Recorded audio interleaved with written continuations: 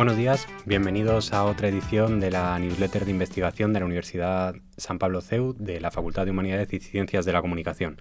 Hoy nos acompaña la investigadora predoctoral Marta Méndez López de Bustamante, que nos ha venido a contar su investigación. Cuéntanos, Marta, ¿qué estás investigando? Buenos días, lo primero. Buenos días y a vosotros muchas gracias por la invitación.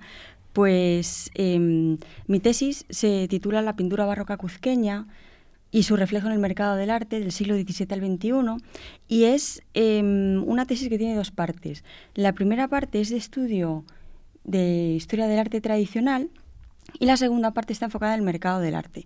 Entonces, a su vez, cada una de las dos partes tiene tres.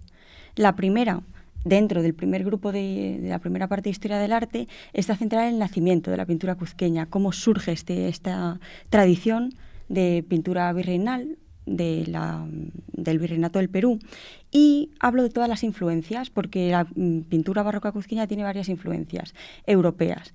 Por ejemplo, la pintura barroca de la escuela sevillana, el manierismo italiano, de la mano de tres pintores manieristas italianos que llegan al Perú, que fueron los primeros en llegar y los padres de la pintura peruana, y la influencia de los grabados, el grabado alemán, el grabado flamenco, y todo eso fusionado con la tradición incaica, con la tradición indígena de los pueblos originarios, crea una escuela, bueno, mejor dicho, una tradición muy particular, que es la cuzqueña, que llega a su auge en el siglo final del XVII, mediados del XVII, hasta mediados del XVIII.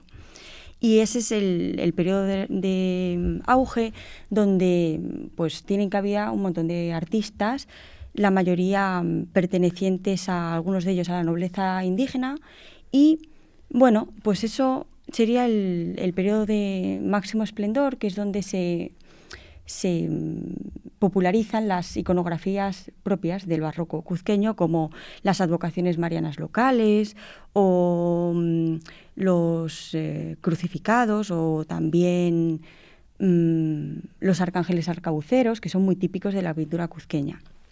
Y la última parte sería el ocaso, como a raíz de las reformas borbónicas, la llegada de la Ilustración, Lima se establece como el centro del arte del Virreinato del Perú, y Cuzco queda relegado a un plano de influencia local, que pues la pintura queda un poco olvidada hasta el primer tercio del siglo XX, que muchos investigadores la recuperan y empiezan a estudiarla. Y la segunda parte está enfocada en el mercado del arte.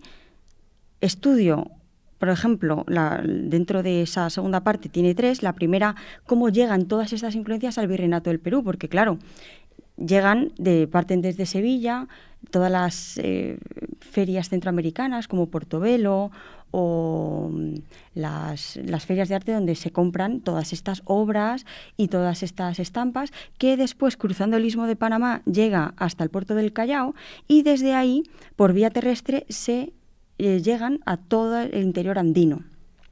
Entonces, ¿cómo se organiza? Los agentes que tienen cabida en este comercio del siglo XVII, cuáles son las vías, cómo funcionan las ferias. Esa sería la primera parte. Y después analizo en las otras dos, traído a la actualidad, el comercio del arte secundario, o sea, las subastas, cómo funcionan estas obras en subasta, y los coleccionistas contemporáneos, cuáles son los intereses de estos coleccionistas, qué iconografías o qué temas les gusta coleccionar, cómo comenzaron su andadura en el mundo del coleccionismo. Un poco traerlo a la actualidad, que es lo que me interesaba a mí, tratar un tema histórico, pero desde el punto de vista contemporáneo, dentro del mercado. Hablabas ahora mismo de cómo surge el tema del coleccionismo. Te quería preguntar, ¿cómo surge tu investigación? ¿De dónde parte esta iniciativa? Pues primero,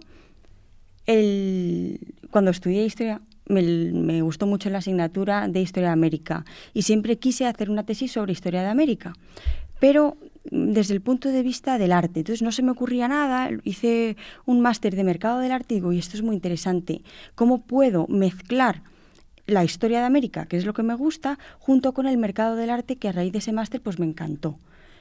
Todo el tema de mercado secundario.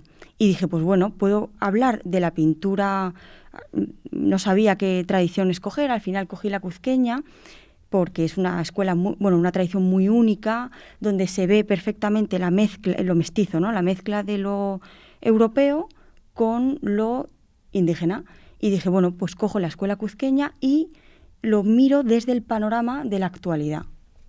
Y finalmente, ya por ir terminando, ¿qué líneas de investigación vas a escoger para continuar con tu trabajo? ¿Otras escuelas que no sean la cuzqueña? ¿Cómo planteas tu futuro? Bueno, pues todavía tengo que terminarla, así que mi intención es, pues bueno, que esta obra, la tesis sea de alguna manera una fuente que puedan consultar futuros investigadores que estén interesados en hacer algo similar. Sé que es mucho pedir, pero bueno, eso sería como lo que me gustaría. Pues muchísimas gracias, Marta. A vosotros, gracias.